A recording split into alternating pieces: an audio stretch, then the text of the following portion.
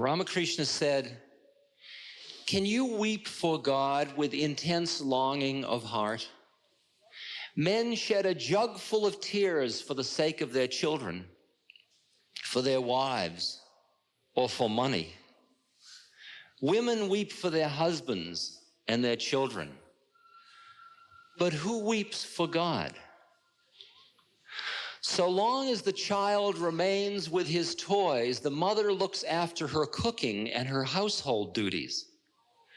But when the child no longer relishes the toys, he throws them aside and yells for his mother, and the mother takes the rice pot down from the hearth and runs in haste to take the child in her arms." You hear that? Hey, God's the mother just stirring the rice. As long as you're not really asking, nothing much is happening. But when do you ask for God? Most people, it's an interesting image, like Maharaji, this beautiful girl came to Maharaji and she said, Maharaji said to her, "Do you like suffering or do you like joy?" She said, "Maharaji, I've only known suffering. I've never known really any joy." She said it with self-pity. Maharaji rustled around. "Do you like suffering or do you like joy?" he asked her again. "Maharaji, I've never known any joy. I've never only known suffering."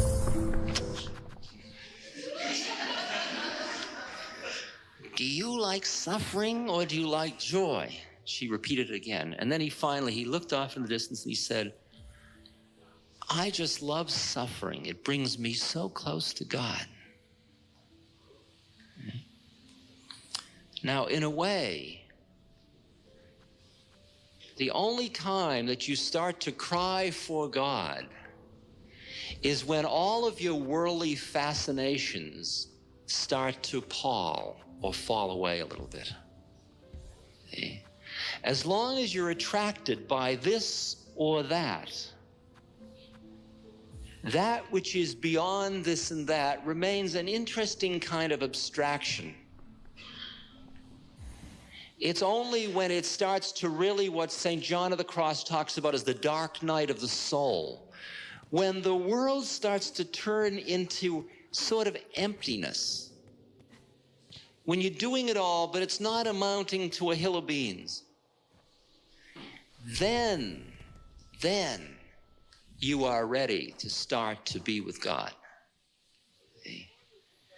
But as long as you've got your playthings to play with, see? It's like when Jesus said, as a child you do child things and then later you put them away. We are still very much doing child things, most of us. And it's only when it's either through like agony, like the hurt or loss of a loved one, tremendous pain, trauma of some sort, that most of us ever break through into the place where we really open like that. Now, there are ways of practicing that. For example, you can take an image, say Christ is an image that turns you on, Jesus.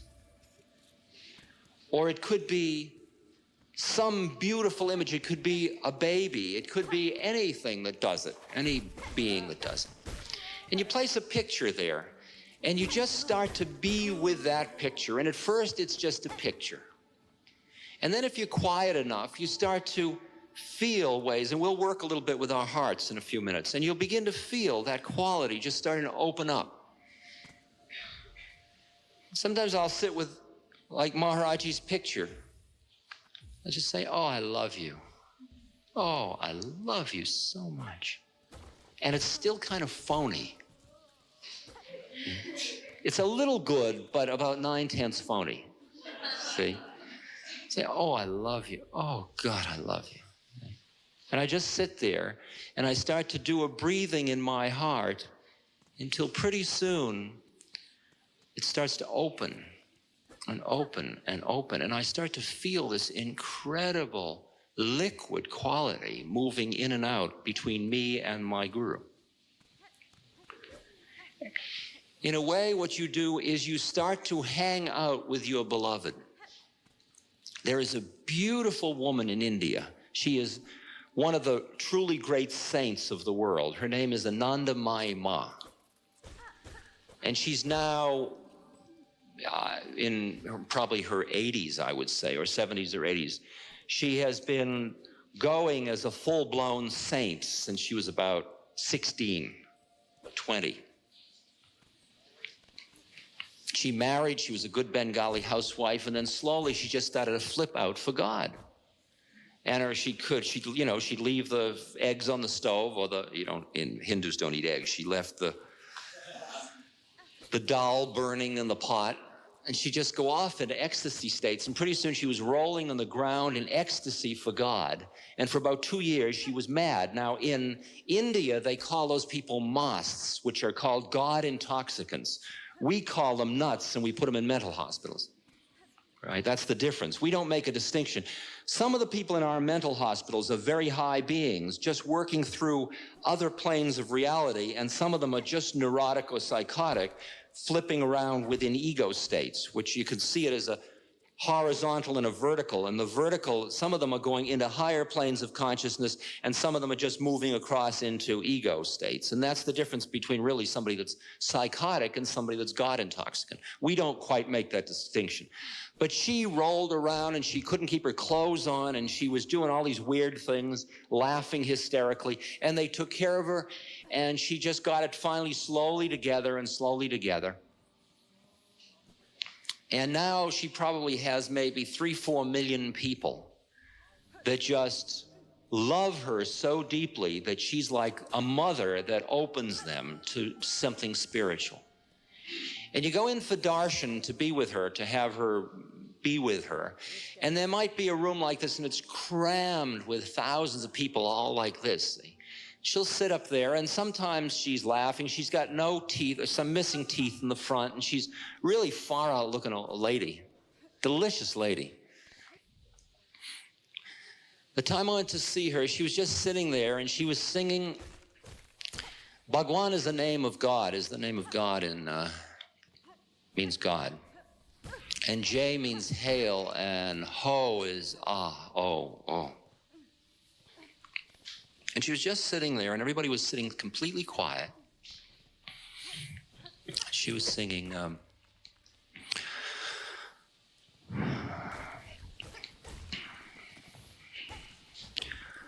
Jai Ho Bhagwan,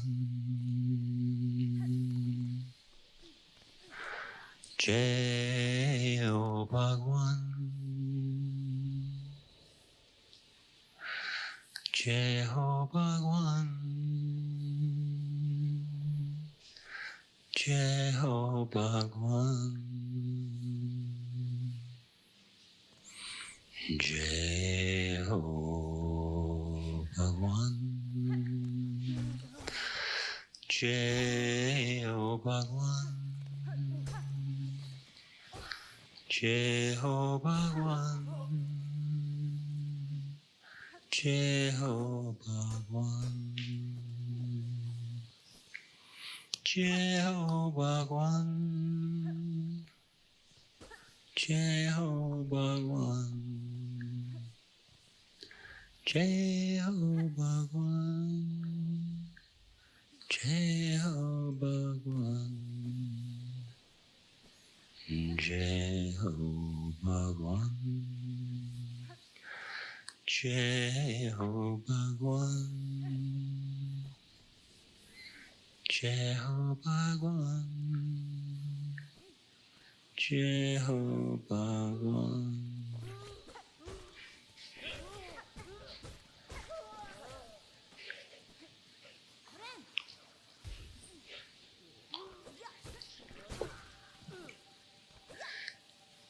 She was oblivious to all of us. She was just whispering to God.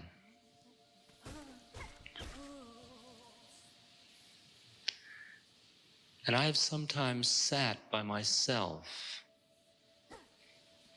hour after hour, just Jai Ho Bhagwan, Jai Ho Bhagwan, Jai Ho Bhagwan, Jai Ho Bhagwan, Jai Ho Bhagwan, Jai Ho Bhagwan, Jai Ho Bhagwan, Jai Ho Bhagwan.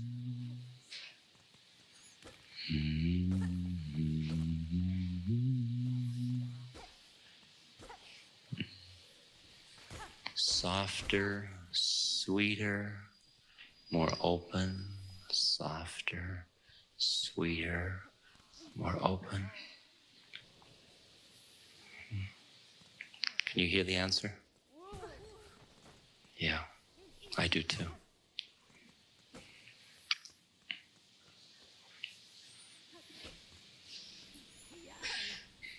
At this moment,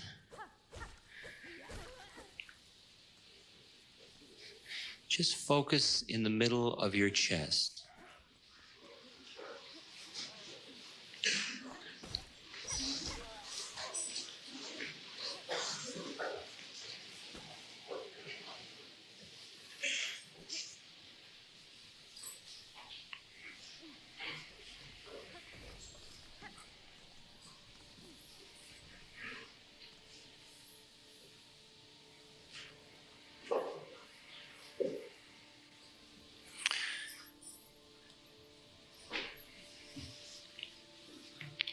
Imagine there's an opening in the middle of your chest.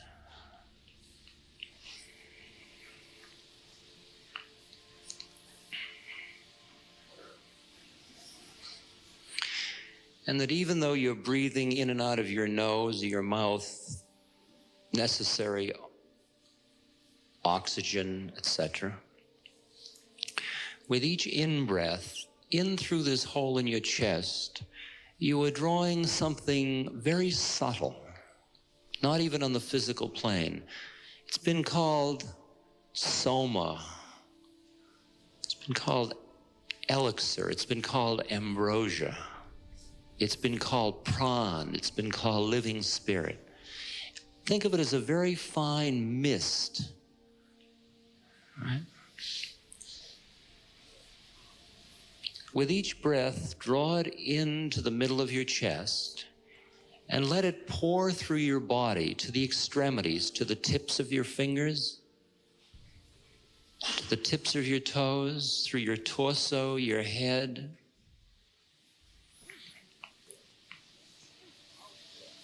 And then in the out-breath, when you're breathing out through the center of your chest, any stuff in you that is keeping you from being with the universe,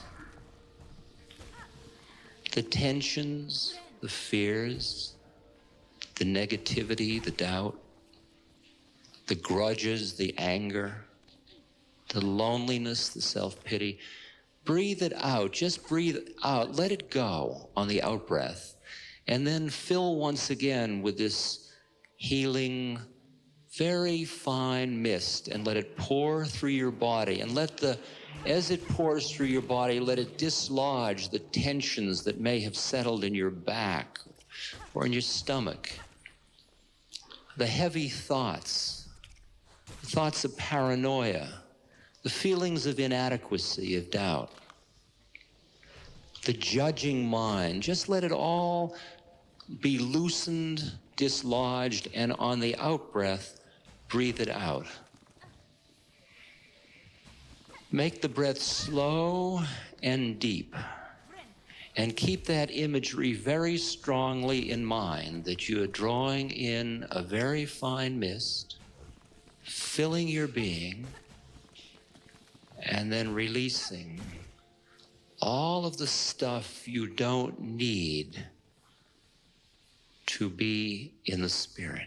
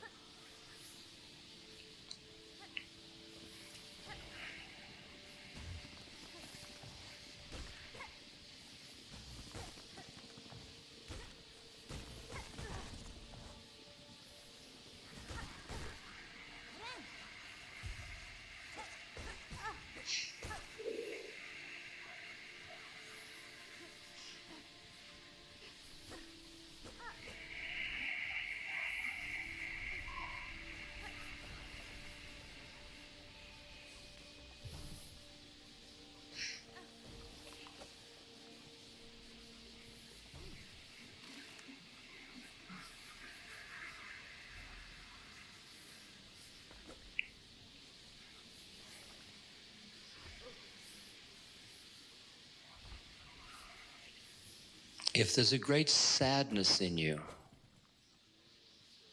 just let it go. Breathe it out. You don't need it. If there's anger, hurt, if you've been hurt, if you have pain, don't demand that it go away. You might breathe it out and you'll still feel sadness. It may be such a deep reservoir of sadness, but just what you can let go of, let go of. And then fill with this very fine healing mist.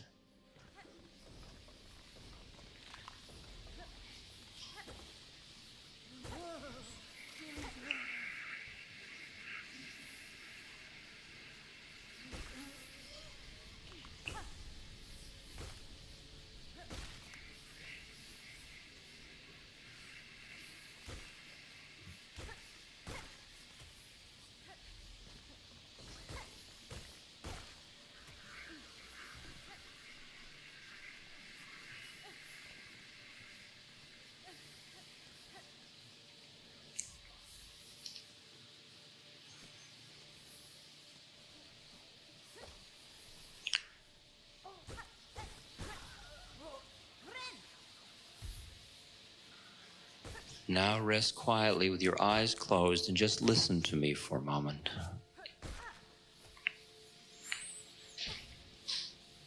Imagine now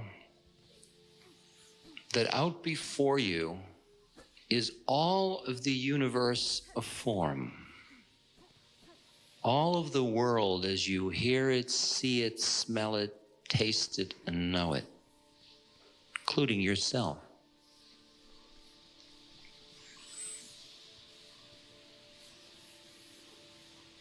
And now imagine that at the top of the head, you also have a hole, an opening, and that above your head is the formless out of which form comes.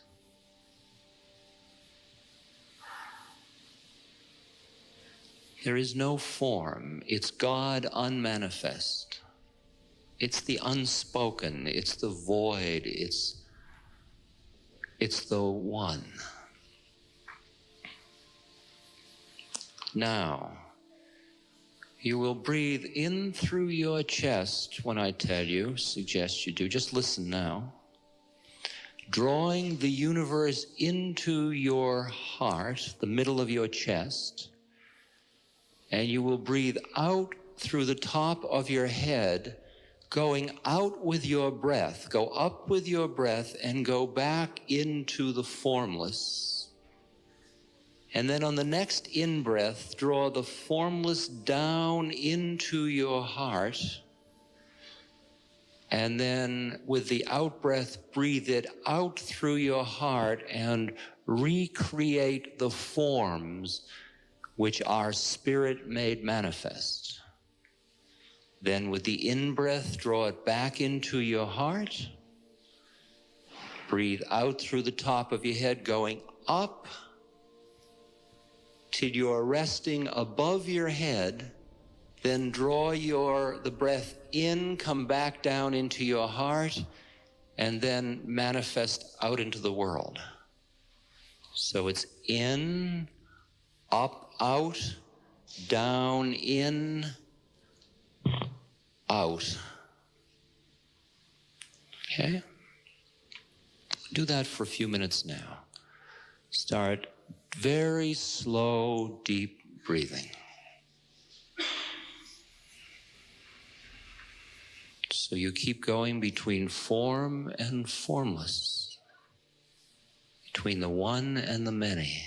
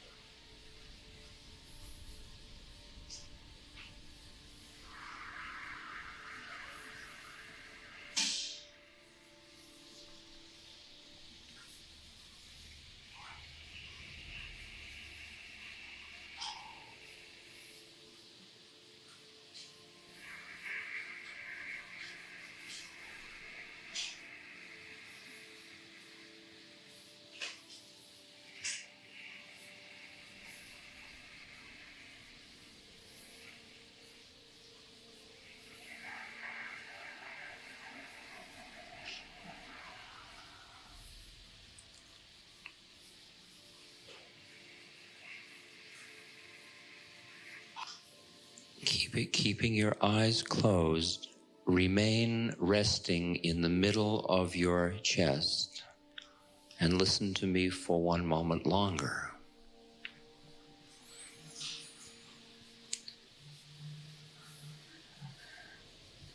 Now that you have released what you can of those things which keep you from being a pure instrument for the transmission of spirit, and now that you have learned how to draw the spirit through you, you will find yourself in situation after situation where when you look out on the world, you see suffering. Maybe it's somebody you love that's suffering. The suffering might be physical.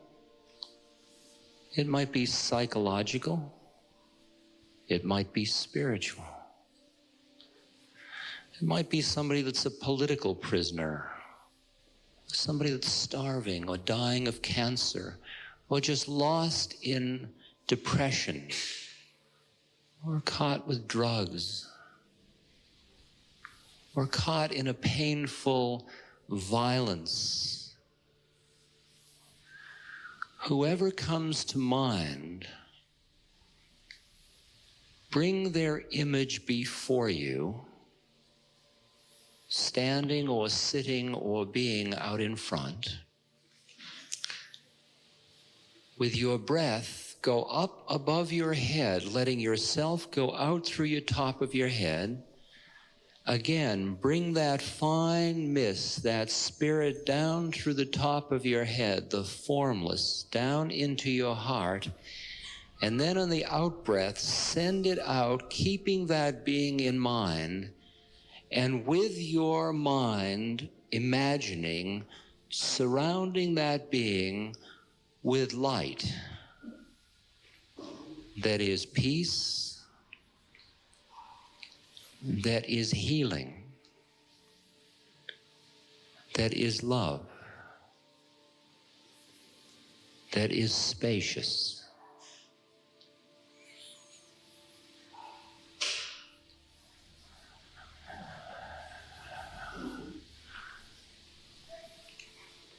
Then go back up into the formless until that is just pouring through your heart and out and surrounding that being or those beings.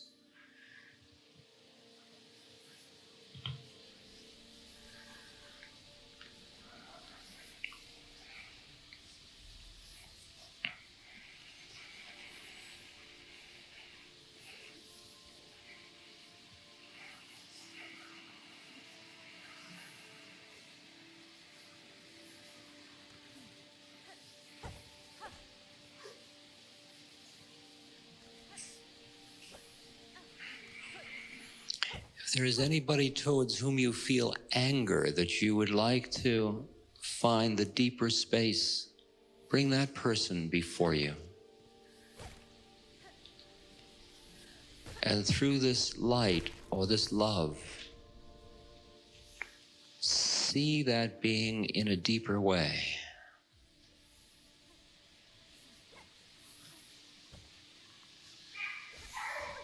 Let your heart open in this process.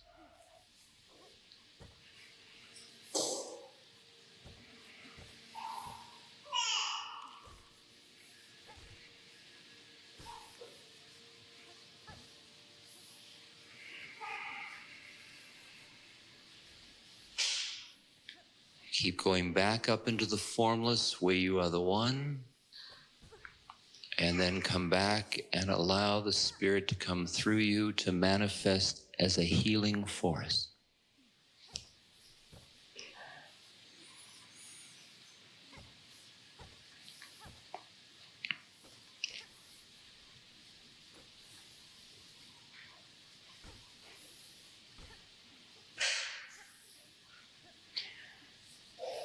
And the thought is not that I demand this person be healed of their suffering, but rather If it be in the way of things, let there be healing.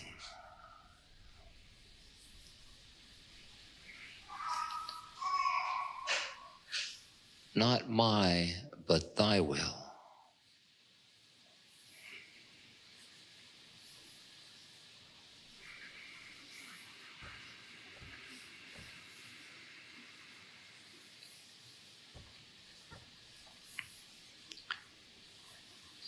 And if it is you that is suffering and in pain,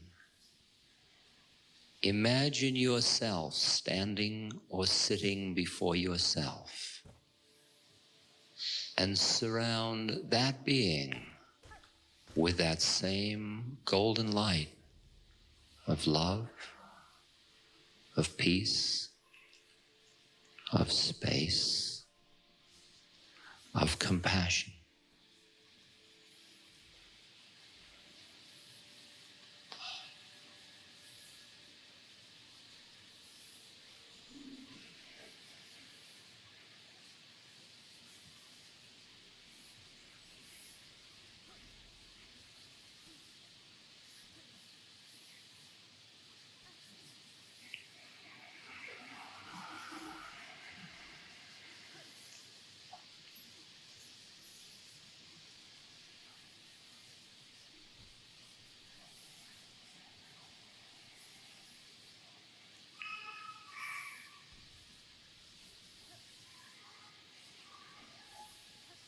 Open your heart a little wider. What more can you do for the world than become a conduit for the living spirit to be manifest?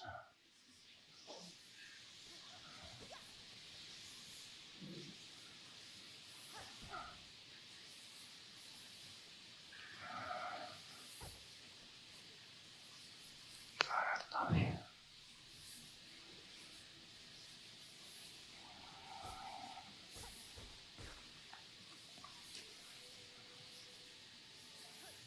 Experience just how much you actually do love the universe.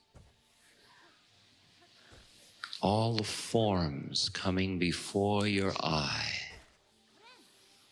as you go back into the one and come back into the many. See how precious all the forms are.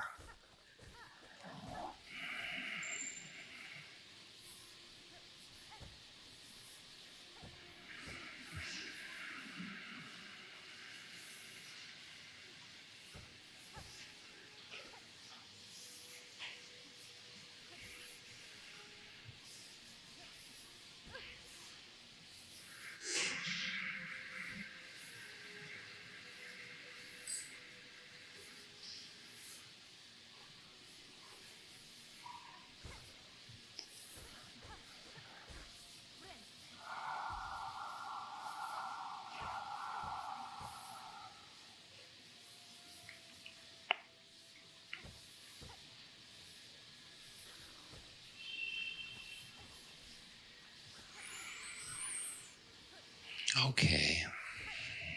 Now just come back and rest in your heart. You can open your eyes and relax, stretch.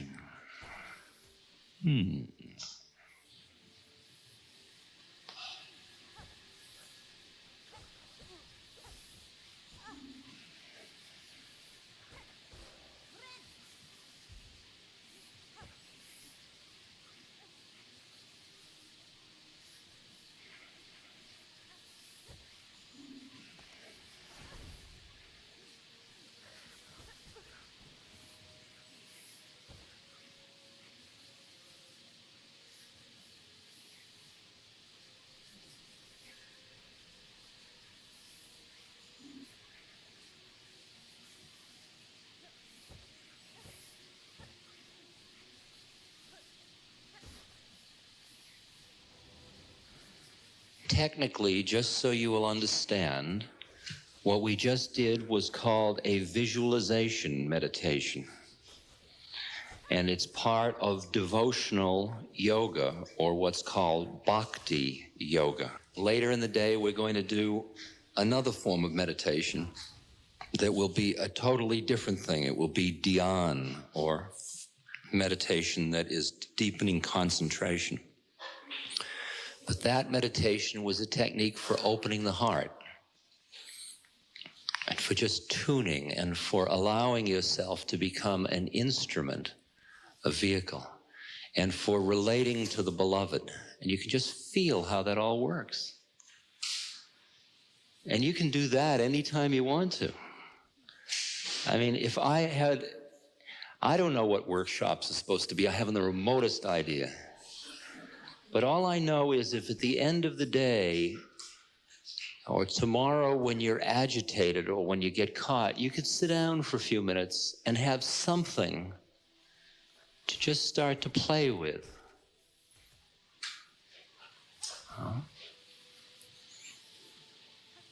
You and I are just so full of stuff in our lives. What's on telly? Dinner's ready, clothes, laundry, the kids, this, that. Are you going to the concert? I've got to call so-and-so. It's just so stuffy. So much stuff. You run from thing to thing to thing to thing. When would you be ready to be quiet enough to tune more deeply?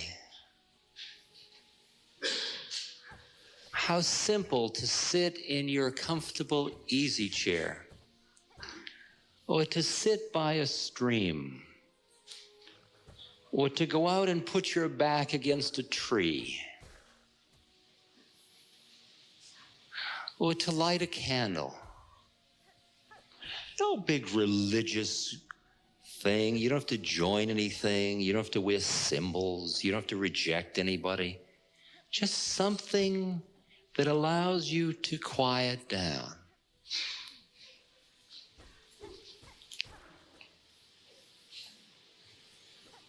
And you can start as simply as just breathing in and out, and with the out-breath, let go of all the stuff you've been carrying with you.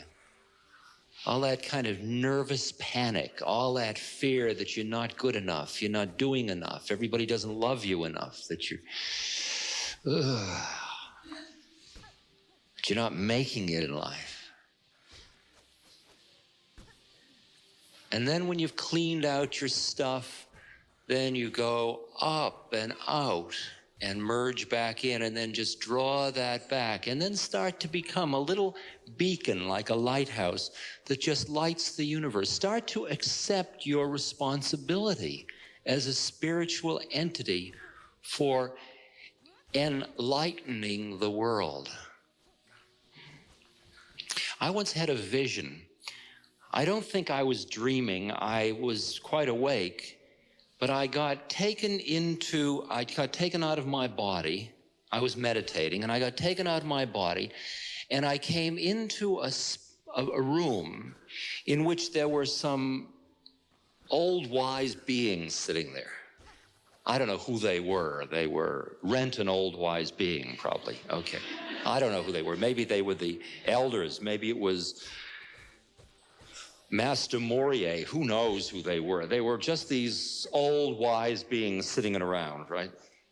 And I felt very, very honored to be there. And they said, do you want to go back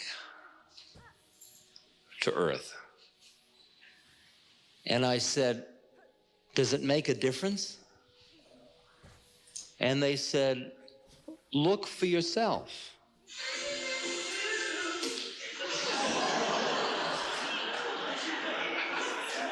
They play great music up on that plane, I'll tell you.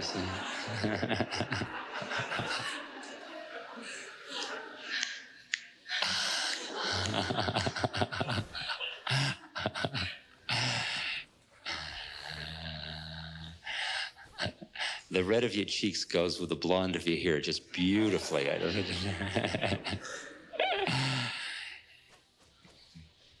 And I looked down, I think it was like a glass-bottom boat I was looking through.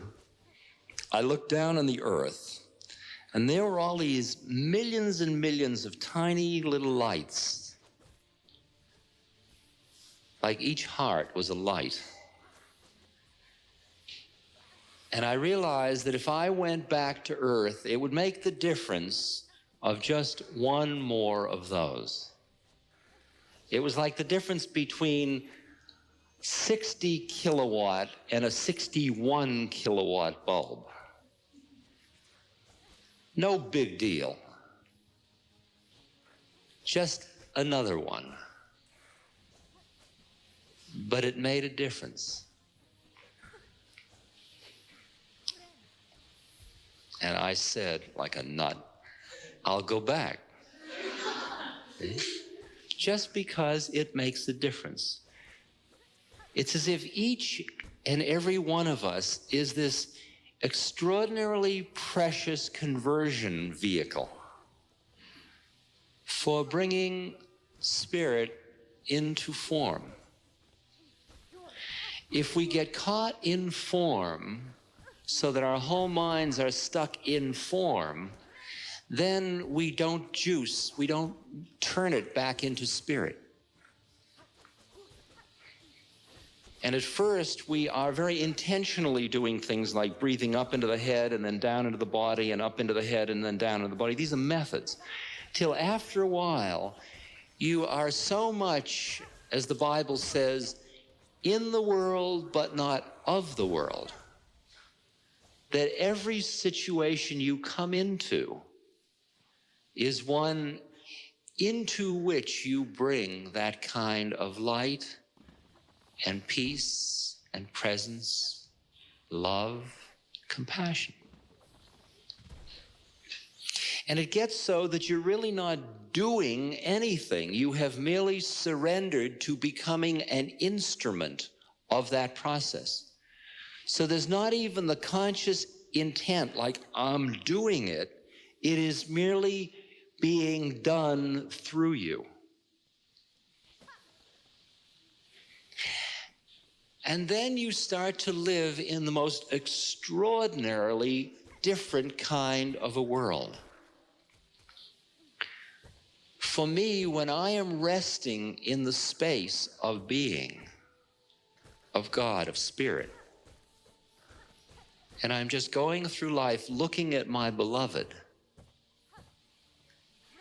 it's like walking through a garden in which everywhere you look, the flowers keep blooming, right before your very eye. Because almost every human being, when they are touched by love or light or spirit that is not judging, that doesn't want anything, it's not asking for anything in return, they respond and they just open just a little bit. And it's just like watching a flower bloom. See, most of us are so vulnerable that if you allow yourself to open that way and you look at someone with love and they look at you like, what do you want? You are so in the world yet that you buy their mind. And you say, oh, nothing, nothing. And you close right back up like a clam, a mussel.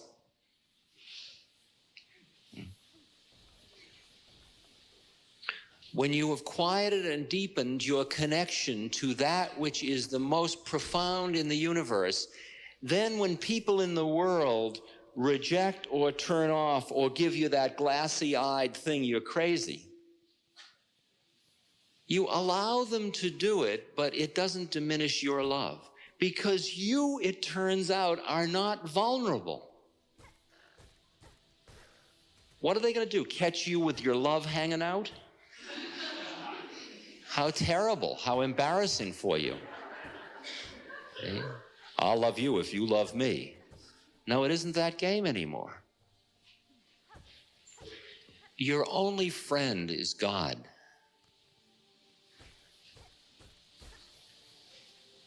That doesn't mean you don't have friends, but it means the essence. When you look at all the different friends you have and you look at what the essence of it is, it's that place inside where the two of you meet in love. That's it. That's God. That's it. That's spirit.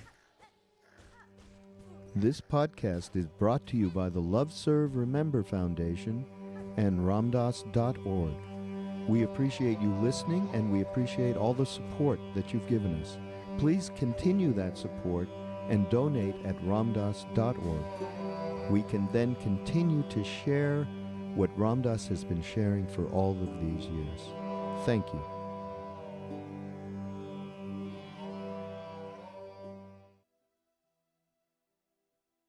Raise your hand when you have a question, and then I'll repeat the question so that everybody can hear it if you don't hear it. Questions. The question is, does it matter when you're dying if you are drugged and a little bit unconscious?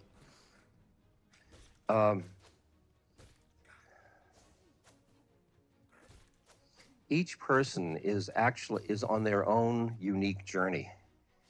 And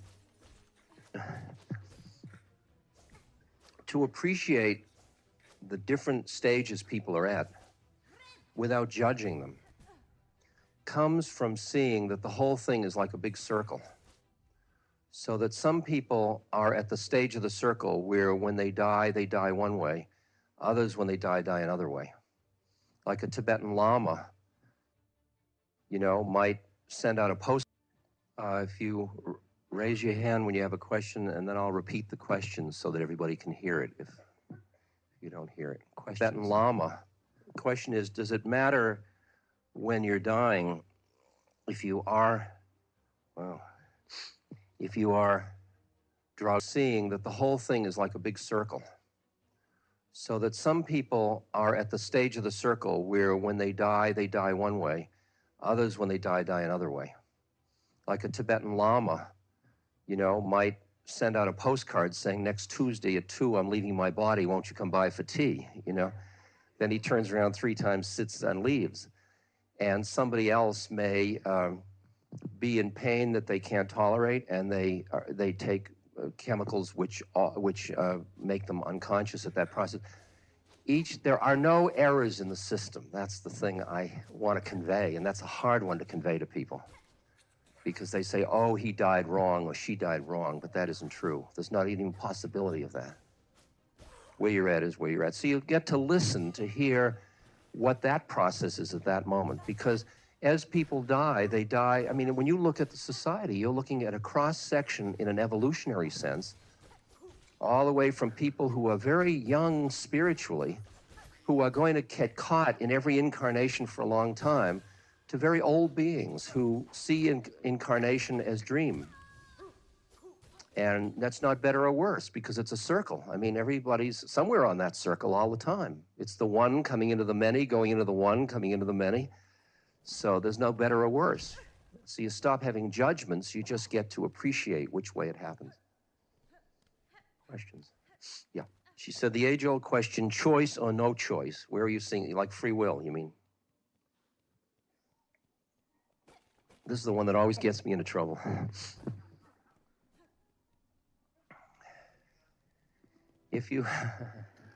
No, I have to know everything, you've got to understand. The psychological experience of an individual within an incarnation is that they have choice and that they have some free will.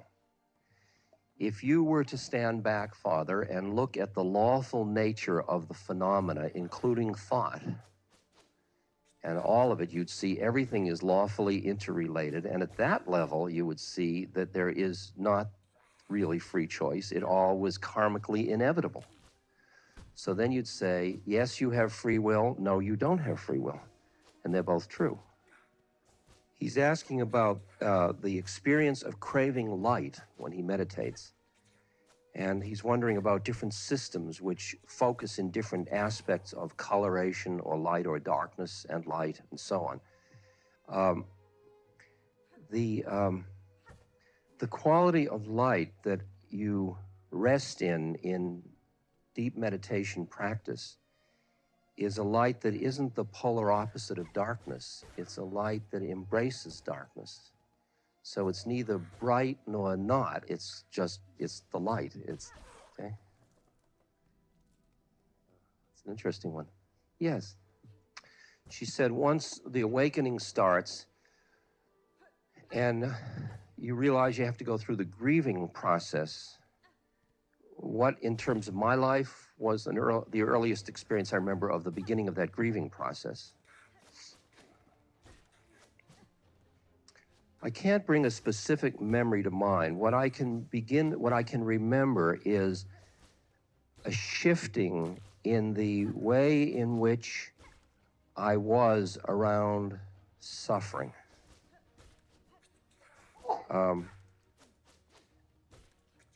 The shift to the point where suffering became something to be embraced rather than to be defended against.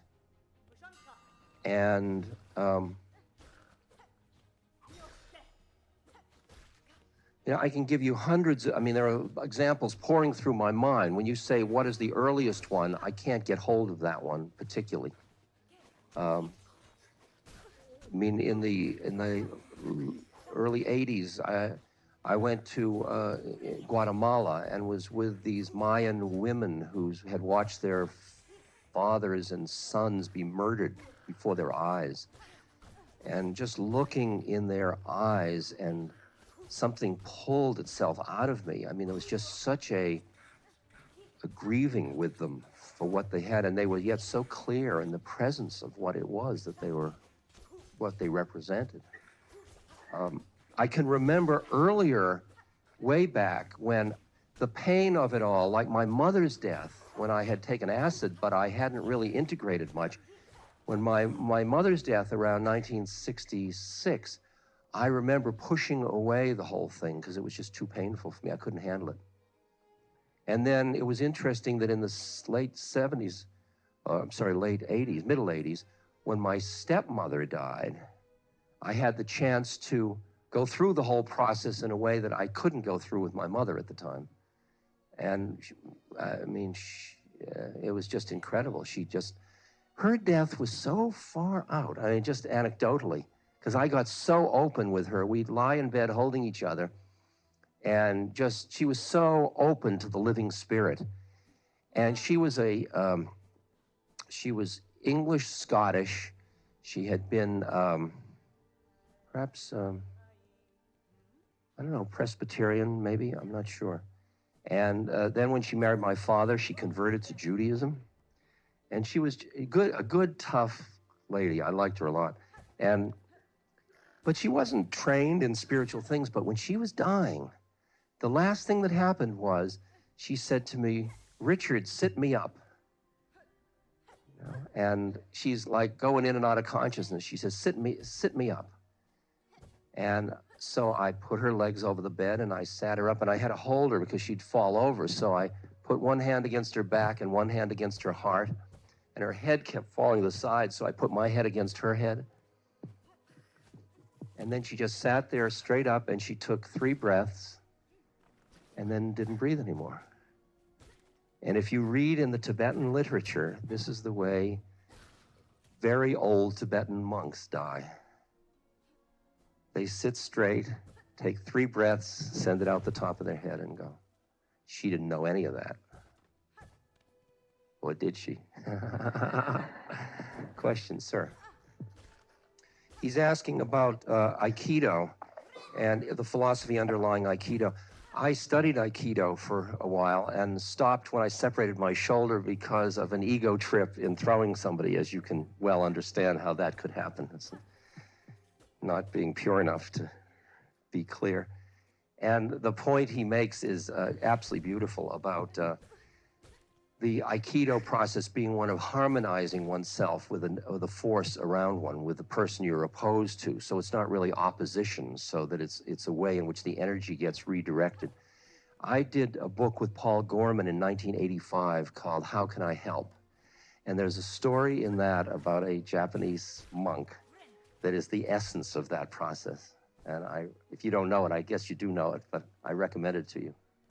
It's done by a great Aikido master, yeah. Do I have a personal motto or a personal truth? Something that sums me up, did you say? Something, sum it all up in a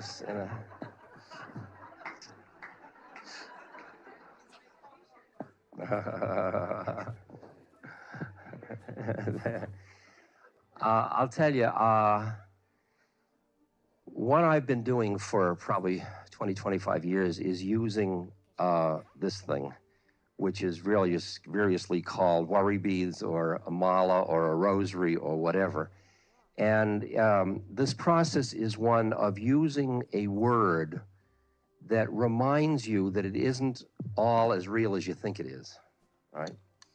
And but the word is usually a name of God, and I keep changing the names all the time because God has no name. So I will do it through all different religious traditions and so on.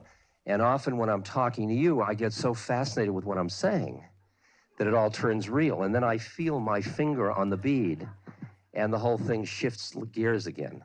So I would say that I don't have a word I use or a phrase. I continuously are using just something to remind me, okay? Like raam or wow or ah or yes, yes. Calling somebody back through communication after they've died. When you've entered into love, real love with another human being, the power of that leads your personality to be very attached to that, because they're your connection to that feeling of love. So that when they die, the loss is felt very intensely, the grieving is very intense, and you try to hold and grab the person that you knew.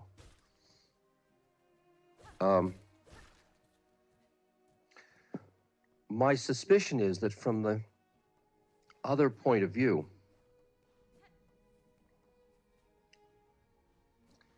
I'm talking from a karmic point of view, it was the person's karma that they were involved with you.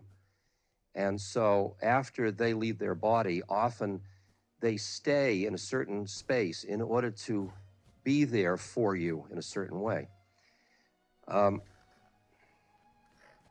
Once a grieving process, which is trying to recreate or hold or grab or bring back, runs its course, and it sometimes takes years to run its course, there start to be moments where there's a little space in the whole situation, where you've opened sufficiently to the grief to be quiet in a moment, and you feel the strange sense of you're back in the love, in the presence of the whole thing again, not in the presence of the person, but in the presence of what the essence was that you had together. And it takes the quietness that comes after the grieving, when the grieving quiets down enough, because the grieving is so loud all the time of I'm busy missing the person, I want them the way they were, that you don't get often quiet enough to hear that the thing that was the essence of it hasn't gone anywhere. It's still right there all the time. And once you tune in on that, then the person is free to do whatever they need to do. They can go on. But understanding that there really isn't time on other planes in the way there is here. So it's not a big deal for somebody to hang around. I mean, it's not like you're holding them back to do. I think you should express your truth of grieving.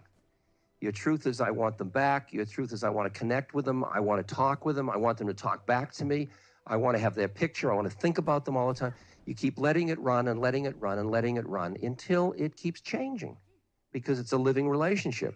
And when it keeps changing, it comes into something that has nothing to do with change. And then you've got what you wanted, but you don't have it the way you thought you were going to have it. Is that dealing with your question? But I don't think there's any harm involved in it. Okay. When he deals with higher consciousness, he can't seem to get out of his own way. Does that ever happen? Is that what you said? Do we ever get over that? No. I'll tell you, I remember when I was with, I was teaching at Naropa Institute the first year it started, and I was teaching with this wild man named Trungpa Rinpoche, who was a Tibetan Lama. And one day I was having an interview with him because he was also a wonderful teacher. And he said, well, Ram Dass, you should be doing this particular kind of yoga meditation now. And he said, why don't we try it? And so, well, he said, why don't we do it together? So we sat there looking at each other and started to do this meditation. And after about 20 seconds, he said, Ram Dass, are you trying? I said, yes, I'm trying. He said, no, Ram Dass, don't try, just do it. And I saw that who it was that wanted to get enlightened was just there, okay? Now, at first, when that's happened, I used to get very irritated with myself. Now I have a much more relaxed feeling because I no longer know whether I'm going to be enlightened in this life or 10,000 births down the way. And what's furthermore, I don't care because I'm doing what I'm doing and the process is the product. And I'm really relaxing into, it's interesting, I've said this many times, but it just is so vividly an expression. In all the years I've been doing spiritual practices, I haven't gotten rid of one of my neuroses. Not one of them. The only thing that's happened is where they were originally these monsters that used to possess me, now they're these little schmoos that I invite in for tea, you know? Now they're my style, you know? I mean, I'm just neurotically stylish, that's all, instead of like it's a big thing. So it just changed its meaning, but I was still in my own way, but now it became how charming. Instead of, oh God, there I am again, you know? Is that dealing with, it's just a perceptual shift where you relax a little bit. Yes. She's asking about fear and how we work with it. I didn't quite get the relation between me being more human and your fear, but okay. Maybe I'm more available to you because of my sickness. Fear is the deepest fear has to do, that arises out of the sense of separateness, the sense of being yourself, being somebody. That root fear, you're very vulnerable under those conditions because there are huge forces all around you. Forces of love, of hate, of violence, of economic, everything, all of it around you. So that to the extent you're identified with your separateness, it is inevitable that there will be fear. And it'll be fear of this and that, and fear of this, fear that something, fear of hurt, fear of this, fear of that. My suggestion is that instead of responding to each fear specifically, you work on the other part of you, which is the feeling of your connectedness to all things. And let the fear manifest as it manifests. And then you cultivate an ability to just notice it without judging it. The minute you judge it as a failure on your part or something wrong, it is a natural part of your separateness. It's built in. We all have that. Some of us are obsessed by it because our minds focus around it and create around it. But the answer to me is not to try to push away the fear, but to cultivate the other part of yourself that is connected to all things. Because that part of it has no fear. Because there's nothing that can happen to it. It can't go anywhere. It's just changing its form all the time. I mean, as you die, your cells change, the energy changes, you turn into something else. You're all still part of the same thing you were part of. It's just the form changes. And when you recognize that, there's something in you that balances that fear and makes it different. Because when you sit and look at a fear, you say, well, I can be afraid of physical something, or I can be afraid of social, psychological things. And often, I guess I've had life experiences, and I think most people have, where something you feared came to pass, and you realize that what came to pass was much less debilitating than the fear of it in the first place. And you kind of keep profiting by that in some way so that you see that even as you're frightened, it's really just a trip your head is laying on you. I mean, this is really what meditative practice is about, is learning how to extricate yourself from the web of thought forms that are creating your own suffering. Because the fear is a set of thought forms, is really what it is. It's a way of defining the non-definable in a way that creates an arising of a certain emotion in you.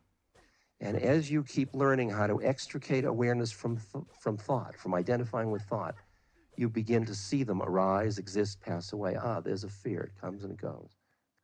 She's asking if there's benefit from going through one's fear. I think it's very important that one acknowledge one's fear, that one allow it to give it space. I think the acting out is not necessary. It's like anger. I don't think you have to go beat somebody up or beat a pillow or anything, but you have to acknowledge the fact that you're angry. And there are ways of allowing your humanity fully, which includes the fear. And I think that things like the Sweat Lodge are exquisite techniques for bringing that stuff to the surface. Because part of it is witnessing, noticing it, allowing it, giving it space, letting it be your humanity and letting it come and go. Sure, absolutely. Sir?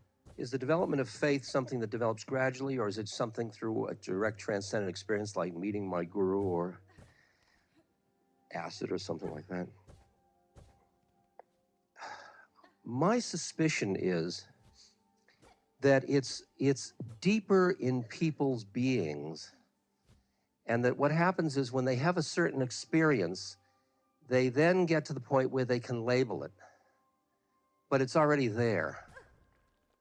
Like, a guy came to see me the other day. This is interesting. He came from the Midwest.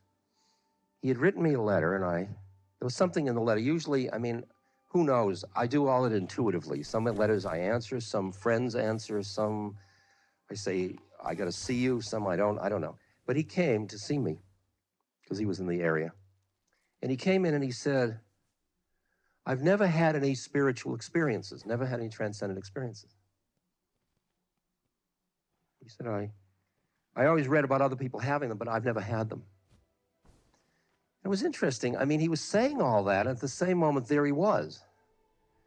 I mean, what was that about? You know, I mean, it was just far out. And we just sat together just for a little while, and then he left. And the next week, he called me from the Midwest. He said, what happened? Because at the end, he said, is this all there is? I said, yeah, I guess it is. And he went away, and he called me a week later. He says, what's happening? He says, energy shooting through my body, and I'm going into these altered states, and I'm seeing all this, and I think I'm going crazy, and what's going on? I said, well, that'll teach you.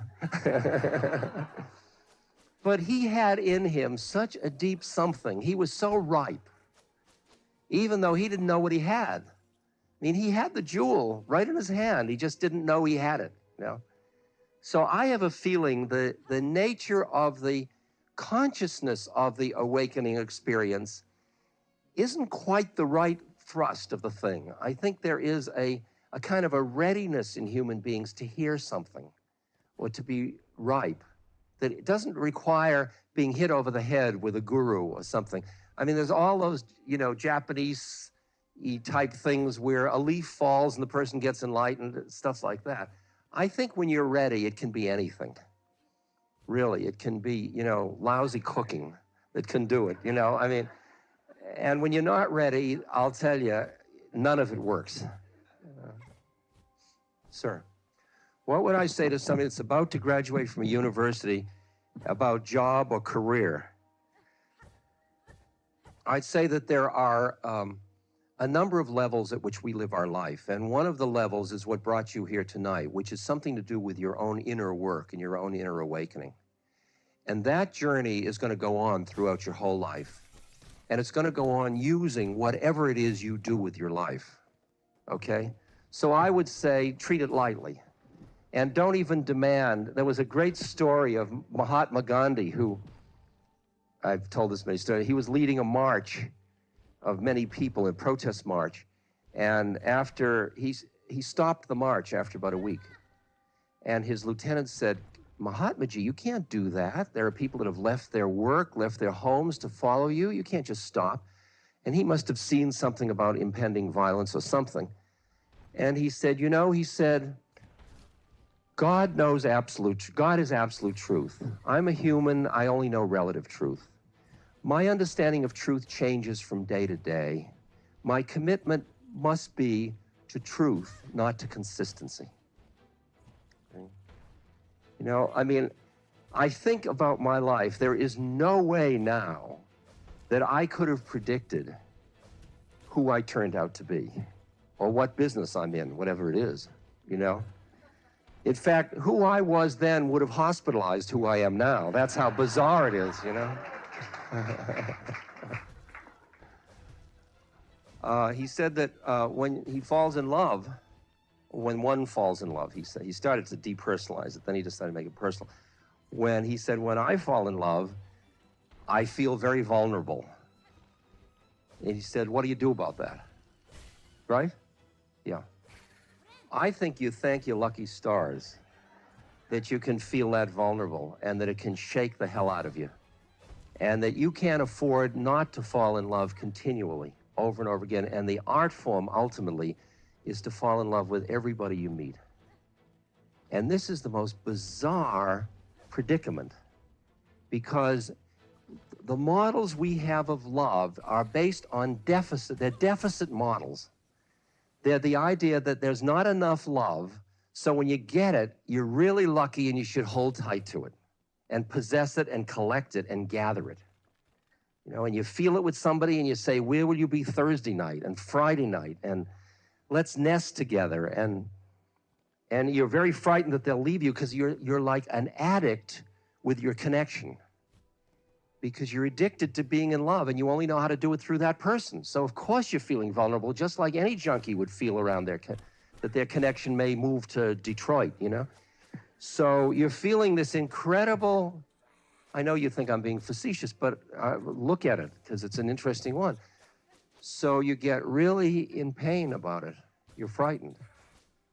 Now, as your spiritual work goes on and on, what happens is that as you open more, you begin to see that, you begin to have that experience with more people. You go to the store to get some tofu and beer, and at the checkout counter, you look into the eyes of somebody, and there it is again. And you say, have you considered a menage a trois? But what are you going to do then? What about the next one, and the next one, and the next one? You can't start an Adamite community, and pretty soon, it's so complicated. You're spending all your time balancing all your different lovers until politically and economically it's impossible. What has to give up, not that you stop loving people, but you stop collecting your beloved. Till you can get so that you look at somebody and you love them so much and there's nothing to do about it. And it's quite a leap to get to the point where you love people and you don't collect them, because you're not working out of a deprivation model, because you're going to love the next one too, and the next one, and you're always with your beloved, because that's all there is. All you are is God in drag. There's only one of it, and I mean, it's constantly meeting the beloved over and over again in all these incredible different forms. It's like central casting, and you go to the costume place. So when I find somebody I don't love, it's like my guru came in drag saying, I bet you can't get me this time, see? Because I've got a costume so good, it's closing your heart. And then I say, no, you're not going to get me. I know you're not Casper Weinberg. You're really my guru in drag, see? And that's an old routine. It's such fun. I have to do it now and then. It hurts like hell, and it's scary, and you just can't afford not to do it. Yes, go ahead. You were asking about a universal healing crisis. Are you talking about the level of immune systems, or are you talking about the level of ecology, or all of it? Well, that's what I've been talking about all evening, really. You know, I mean, what I've said is that the way in which you enter into that whole process is by becoming the healing thing itself, so that you're not doing healing, you are the healing. That's a different level. Not that you are loving, but you are love. And it's a way you rest in it. The book I did, How Can I Help, talks about the trap of getting identified with being the actor, the doer. And this is the whole teachings of the Bhagavad Gita.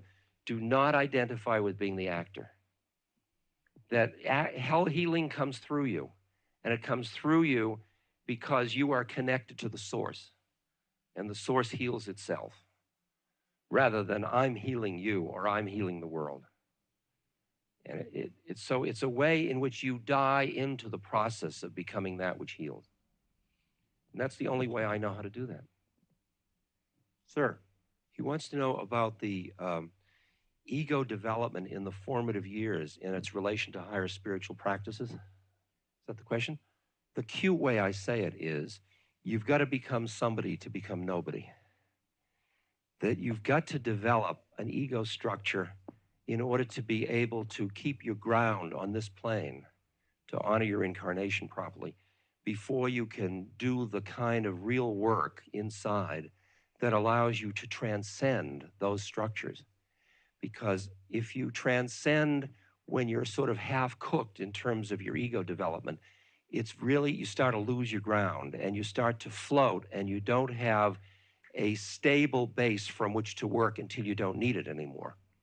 So that I often, like when young kids come and ask me about taking drugs, I'm often inclined to say, don't screw up, you're becoming somebody too soon.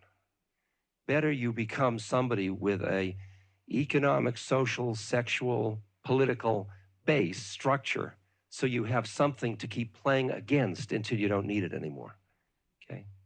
So I see ego development as necessary in incarnation. The ones that don't do it are blue babies, and they just drop out early on. You know, they just say, I'm not going to play at all. But other than that, people have to develop it. The only thing that's interesting, and this is what's come to me post-psychology, in a way, of my own traditional psychology, is that if you learn ego structure from someone who themselves is not caught in their own ego structure, the way in which you learn your ego structure has much more space in it, and it's much easier for you to let it go and to turn it into a functional unit rather than a total identity. Is that coming through what I'm trying to say to you? So they say, a fortunate person is born into a family of yogis, is what they say in the Eastern literature, okay? Who teaches you to be somebody but not to get too lost in it, because they're not seeing you. I mean, my parents really thought I was Richard. They really thought it was real. And they created a reality for that had no space in it. And the moments when my mother and I, or my father and I, transcended that together were minuscule compared to the moments when we were stuck in our roles together. And later, when I got out of it, then I could go back and be with them in a way that we could make that figure ground reversal. But up until then, it was all real. And that made it more difficult to get out of it, if you will. I mean, it's perfect karma, but it was still... Is that dealing with your question? It's an interesting one. Yes. She's talking about... It's going. She's talking about the experience of the breaking heart, because you open up to somebody and then they hurt you or they disappear or something happens and you're broken. And she said that as a result of having many experiences like that, she's built up an armoring so that she doesn't let people in that close. Does that? Well, first, on an intellectual and metaphysical level, I could share with you, I mean, you and I could share the understanding that you can hardly afford the place you're sitting in because it's turning you off to life. And you end up, it's like being the living dead in a way. You're alive, but you're not fully alive because you can't risk it. And I mean, most people are in that most of the time. It's not anything unique to you or, you know. And so the metaphysical, the understanding that that is your predicament, that you don't, that it's not a desirable predicament, that you would like to change it, that's the first part of it. I do a lot of what in Buddhism is called metta meditation, which is meditation of loving kindness, in which I go into my heart and I breathe in and out of my heart and I send out, thank you, and I send out love to other beings. And I keep practicing this process. I mean, I can do it long, long periods of time. And sometimes I bring to mind people that my heart's close to. And I just bring to them, I surround them with light and with love. Sometimes I do it for all beings. And it's a traditional meditation in which I say, well, we'll do it together just for a minute. It's fun. I mean, this is just a practice, but you're asking how you do it. You do it just by starting to generally feel the love towards all beings without demanding that it be a psychological intimacy thing. And then you begin to feel that deeper, that other kind of love. And then as you're opening to that, some situations karmically are ones that you have different work to do with. Some people you just, some people you just think of in the abstract, some people you're going to make a home with, some people. And when you start to get the more spacious quality of love going, it can withstand the buffeting of the broken heart more. I mean, what I'm trying to say to you is that my heart breaks again and again and again and again. I mean, if I were immune to the amount of suffering, I mean, I've had to learn how to keep my heart open in hell, really. Because when you're doing a service work in Nepal or Guatemala or something, the stuff is so thick, the pain, and the people are so beautiful. I mean, it's just going to rip you to shreds all the time, let alone people you love dying or turning or getting angry or whatever. It's all the stuff. And the cultivation of the other quality of love is what gives it balance. Okay? That's all I can say. Let's just do that for a moment because it's a lovely meditation. And it's called metta or loving kindness meditation. And it's a nice place for us to complete the evening, actually. So bring your awareness to the center of your chest. And maybe you feel a little warmth there or not. And then experience as if you're breathing in and out of the middle of the chest. I mean, even though you're breathing through your nostrils or your mouth, just imagine that it's going in and out of through the middle of your chest.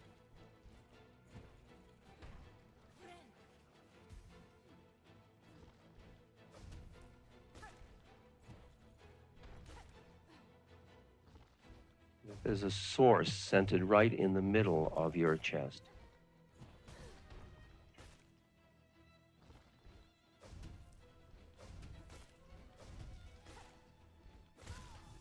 Now imagine that surrounding you, surrounding all of us here, surrounding you are all our beings, are many, many, many beings. They're like in concentric circles stretching right out from the middle of your being, as far as the mind can imagine. There are beings that are living, there are beings that are dead, there are beings that are beautiful, there are beings that do acts that hurt people. There are beings from other planes. And appreciate the fact that in most of those beings, their mind is caught in some way and there is suffering. So you're at the center of these concentric circles in all directions, up, down, around. You're the center of a circle. It goes in all directions of infinite numbers of beings.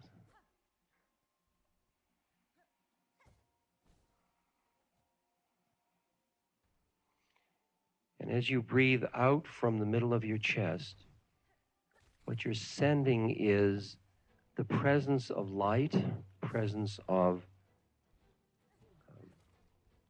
the presence. You're sharing presence with all these beings. You're going out and touching each one of these beings with your mind and your heart.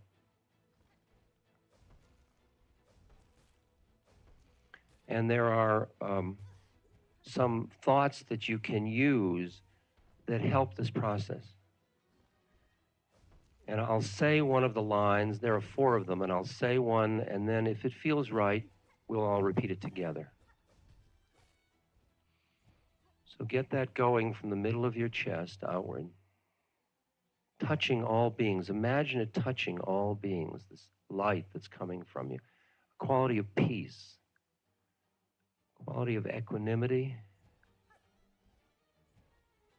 shared presence, love. The first one is, may all beings everywhere be free from suffering. Together.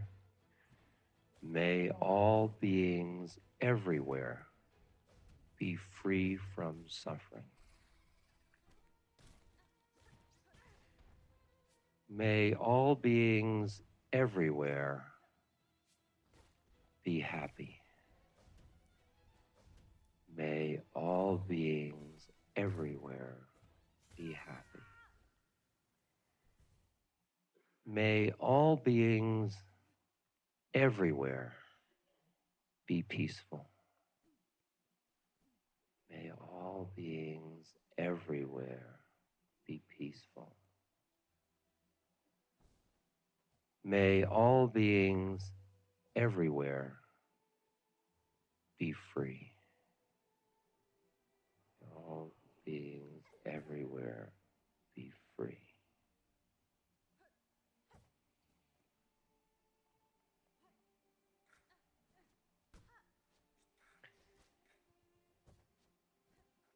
And as this practice deepens, and you recognize that you are one of the beings in that circle, as well as the heart that is sending that light forth,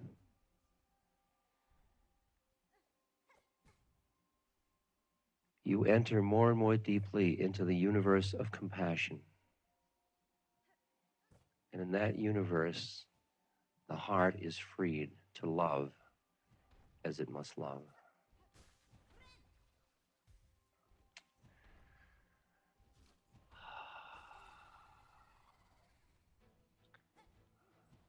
Let us share just a sound together, maybe 3 breaths worth.